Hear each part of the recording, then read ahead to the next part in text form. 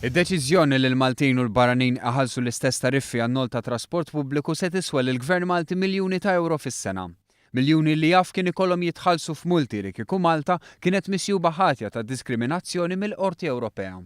Jispjega dwar dan il-Ministru għat-Trasport Joe Mizzi.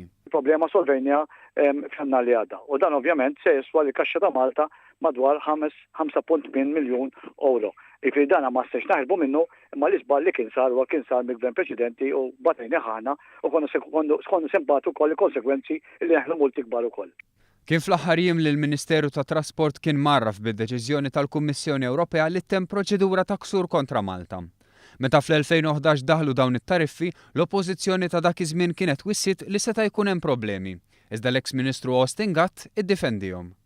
Il-Ministru tat Trasport u l-Infrastruttura Joe Mizzi qal ukoll li l-Viċi President tal-Kummissjoni Ewropea Sim Kallas kien wissel lill-Gvern Malti bil-proċeduri legali. L-Unjoni Ewropea kienet għamlet ċara li t-tariffi għal-barranin u għal-lokal irdu jkunu l-istess. Aħna mill-oppożizzjoni konnedna li dawna meta il-Gvern Preċedenti kien introduċa t-tariffi differenti għal-barranin u Maltin edna li dan imur kontra d-direttivi tal-Unjoni Ewropea. Mizzi qal li dan il-Gvern ma rridx jinjora twissijiet tal-Unjoni Ewropea kif għamel il-Gvern ta' qabel. Fakkar ukoll kif għexieren ta' persuni kienu ta' spiss jiktbu fil-gazzetti minħabba li ħassewhom frustrati u diskriminati. Temm jinnota wkoll li kien hemm żieda fl-użu ta' trasport pubbliku sa minn meta tneħħiet is-sistema taż-żewġ tariffi differenti għal min hu resident f'pajjiżna u min le.